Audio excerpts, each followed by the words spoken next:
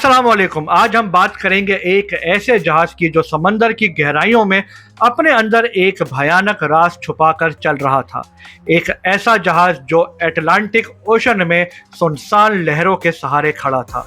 एक ऐसा जहाज जो बिल्कुल सही सलामत था, लेकिन उसका पूरा क्रू कैप्टन समेत गायब था और आज तक कोई भी ना समझ सका कि आखिर उनके साथ क्या हुआ। इस पुरस्कार कहानी की असल शुरुआत से लेकर इस जहाज के गायब होने तक के सब हकाइक आज हम इस वीडियो में आपको बताने वाले हैं। तो वीडियो के साथ एंड तक जुड़े रहिएगा। चैनल को सब्सक्राइब नहीं किया तो जल्दी से सब्सक्राइब कर लीजिए। तो चलिए हम वीडियो को शुरू करते हैं। इस जहाज का नाम था मैरी सेलेस्ट। मैरी सेलेस्ट का जो पहले नाम था वो अमेज़न था और ये 1861 में नोवा स्कॉटिया कनाडा में बनाया गया। ये एक तेज़ रफ्तार जहाज़ था जो अपने पहले सफ़र से ही मसाइल का शिकार हो गया।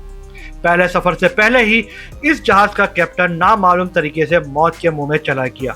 अगले कुछ सालों में अमेज़न का समंदरी किस्मत काफ़ी बुरा रहा।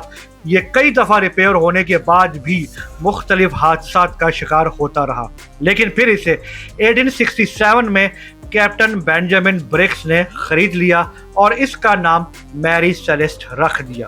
ये नाम एक नई शुरुआत की निशानी थी, मगर किसी को क्या पता था कि ये नाम आगे चलकर एक बदनसीब सफ़र की पहचान बन जाएगा। 7 नवंबर 1872 को मैरी सेलेस्ट न्यूयॉर्क से जेनोवा इटली के लिए रवाना हो रहा था। जहाज पर कैप्टन बेंजामिन अपनी बीवी सारा और छोटी बेटी सोफिया के साथ सफर कर रहे थे। कैप्टन ब्रिक्स एक तजुर्बेकार कैप्टन थे और उनका सफर बिल्कुल नॉर्मल था। मैरी सेलेस्ट में 7 और क्रू मेंबर्स भी थे जो अपनी ड्यूटी के मुताबिक काम कर रहे थे। जहाज के कार्गो में 1701 बैरल्स ऑफ डिनेचर्ड अल्कोहल जो यूरोप के लिए ले जाया जा रहा था।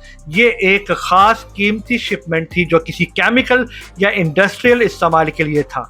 सफ़र शुरुआत में बिल्कुल ठीक था, लेकिन क्या पता था ये हादसा इसकी तकदीर में लिख दिया गया था। पूरे एक महीने बाद 4 दिसंबर 1872 को एक और जहाज जिसका नाम डी ग्रेटिया और उसके कैप्टन का नाम मोर हाउस था, उसी रूट पे निकलता है जिस रूट पे एक महीने पहले मैरी सेलेस्ट निकला था।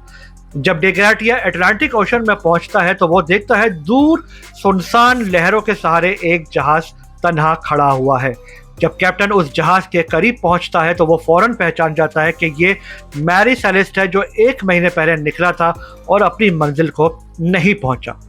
कैप्टन कई सिग्नल्स भेजता है मैरी सेलेस्ट पे, लेकिन वहां से कोई भी जवाब नहीं आता। तब कैप्टन मैरी सेलेस्ट के अंदर जाने का फैसला करता है। जब कैप्टन और उसका क्रू मैरी सेलेस्ट के अंदर जाते हैं तो उन्होंने देखा कि जहाज बिल्कुल ठीक ठाक था, लेकिन एक भी इंसान मौजूद नहीं था।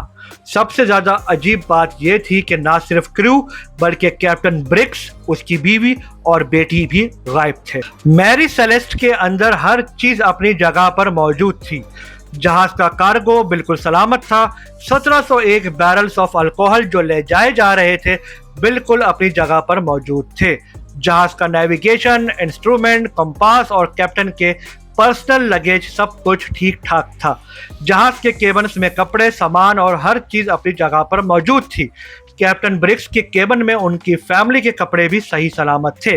सिर्फ एक लाइफ बोट गायब थी, जिससे ये अंदाजा लगाया जा रहा था कि क्रू को शायद कोई इमरजेंसी हुई होगी, जिसकी वजह से उन्होंने जल्दी में जहाज छोड़कर लाइफ बोट में भागने की कोशिश की होगी।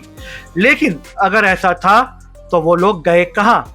लाइफ बोट या उनका कोई भी निशान समंदर में नहीं मिला।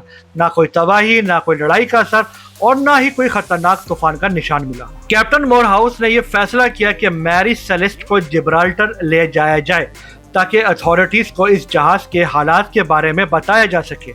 इस फैसले के पीछे एक और वजह भी थी। मैरी सेलेस्ट को जिब्राल्टर लेकर जाने से कैप्टन और उसके क्रू को सैल्वेज राइट्स मिल सकते थे। सैल्वेज राइट्स का मतलब ये था कि अगर वो किसी भी जहाज को बचाकर पोर्ट तक लेकर जाते हैं तो उन्हें उसके बदले में अच्छा खासा इनाम मिलता। इस वजह से कैप्टन मोरहाउस ने मैरी सेलेस्ट को अपने क्रू के साथ जिब्राल्टर ले जाने का फैसला किया। अथॉरिटीज ने पूरी कोशिश की कि वो मैरी सेलेस्ट के क्रू और उसके कैप्टन के बारे में पता लगा सके कि आखिर उनके साथ क्या हुआ, लेकिन अफसोस उनके बारे में कुछ भी पता ना लग सका। इस मिस्ट्री को समझने के लिए बहुत सी थ्योरी सामने आई। कुछ लोगों का कहना था कि अल्कोहल के बैरल्स में से मीथान गैस निकल रही होगी जो एक धमाके का असर छोड़ सकती थी। शायद क्रू को लगा कि ये गैस जहाज को उड़ा सकती है, इसलिए उन्होंने लाइफ बोट में अपनी जान बचाने की कोशिश की होगी।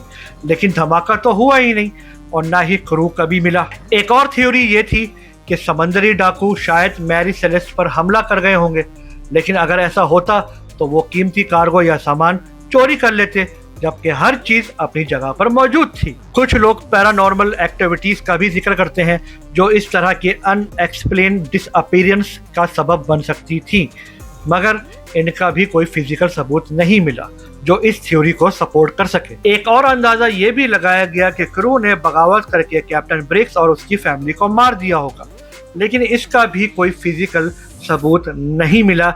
ये भी एक थ्योरी थी। मैरी सेलेस्ट का ये राज हमेशा के लिए राज ही रह गया और मैरी सेलेस्ट को गोस्ट शिप का नाम दे दिया गया। मैरी सेलेस्ट की कहानी को हम यहीं पर ही खत्म करते हैं। उम्मीद करता हूं कि आपको ये वीडियो पसंद आई होगी। वीडियो अच्छी लगी तो लाइक कीजिएगा, अपने दोस्तों के साथ शेयर कीजिएगा। आपसे फिर किसी दूसरे सफर पर मुलाकात होगी, तब तक के लिए अल्लाह हाफिज।